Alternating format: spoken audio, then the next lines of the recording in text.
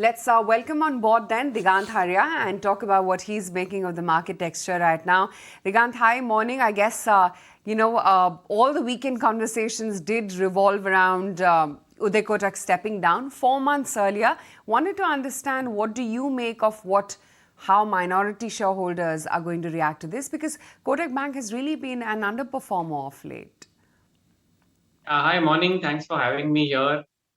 This was a discussion point since say last 6-7 months that Uday's term will expire in December, and who next and what next. So I think it's not just that it's a total surprise. Somewhat expected that he would have had to step down.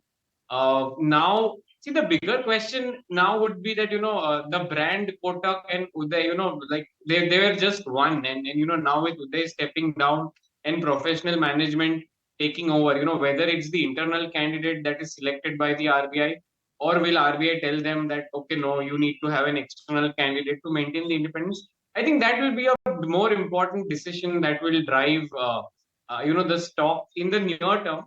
But having said that, see the Kotak is not the only underperformer. If you look at all the good quality financial names, be it HDFC Bank, be it Kotak Bank, be it to some extent even Bajaj Finance or SBI, they have been underperforming for the last a year, or at least the twins Kotak and HDFC for more than 2 years. So I think this market should be still waiting for whether RBI allows the internal candidate to become a CEO, and whether RBI has no objections on Uday Kotak remaining the non-executive director. So I think market will still hold its breath. The verdict is still not out. I think another 2-3 months is where a lot of clarity on the leadership and the transition will come. So I think, yeah, it's just half. We are halfway through this whole transition process. The other half is who now leads the bank, and does Uday Kotak remain the non-independent director, non-executive director? Digant, why don't we get in your thoughts then on the auto space as a whole, and what your outlook is on the auto sales numbers for Maruti?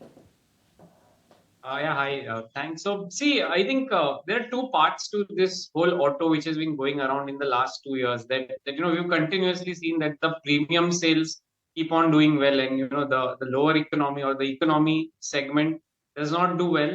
I think more of the same still continues. Whether it's Maruti, whether it's TVS, whether it's Tata Motors, any of these numbers that we see, I think the same trend continues, and whoever does well in the premium segment is the one who's going to march ahead. So I think Maruti, M&M, TVS, doing fantastic performance, whether it's two-wheelers or cars, in the premium segment.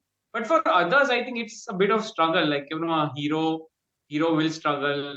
Bajaj Auto, except for the exports, the domestic part still needs some bit of more push. And see, we did not see good monsoons in the last month. Monsoon is quite uneven. So the whole rural recovery theme, and the recovery of the entry level segments, I think that theme gets pushed away for next year. So unfortunately, we'll see more of the same in the next few quarters as well. And yeah, Maruti gaining market share, gaining back its lost market share in the hatchback and the premium segment. I think this particular segment in the auto space should do well. The premium cars and premium scooters. The stock is going higher. I mean, reminds me of this Jack and the Beanstalk story, where you put the seeds and overnight something happens. That is what is happening in some of the railway stocks, isn't it? Sorry, Nikunj, I could not hear you. You can. Why are railway stocks going higher? What has changed fundamentally which warrants this kind of a surge in a Titagar or a RVNL or a RNL? I think two things, Nikunj. See, last decade, we did a lot of spending on roads, and railways got a very, very stepmotherly treatment. Like, whenever railway was in loss, they would just increase the freight rates. And, the freight rates went up very high in the last decade. There was no capacity addition. So I think it got a stepmotherly treatment. Now in 2019, when, Ms. Sitharaman reduced the corporate tax, there was also a realization that in India, the logistics costs are very high. And if we have to become a manufacturing superhouse of the world, we have to get down those logistics costs. And railway is a very, very important cog in wheel for that. So government is not giving us stepmotherly treatment. In fact, it is what happened in roads in the last decade will probably happen in the railways. And you just look at the ordering, Nikunja. Railways is ordering roughly 25 to 30,000 wagons a year now. Last decade that number was 13 or 14,000 wagons. So there's 2x ordering in just the wagons. Then there is this Vande Bharat. Then there is this metro. So it's simple. I think one word answer is government wants to spend and build. We should not ignore that, because government is a very, very big spender and player in the economy. And you see orders coming. Orders have flown to a lot of players. So right from your T-Target wagons and Jupiter wagons and Pitti Engineering, and a lot of these stocks will do well over the next few years. Stocks have done well, Nikun. Sorry, I can't say that stocks will keep on doing well, but the business will keep on doing well. Are markets pricing in FY25, 26, or at the current juncture, stocks are still pricing in FY24 outlook or earnings? I think I hear FY27, because you've been very modest in saying, most of our analysts are now talking about FY26 and 27 to justify the prices which have run up. See, not to say that, everybody's going to be wrong, because there are real orders, there is real intention within the government to do things, and localization, government is giving a lot of importance to developing things locally.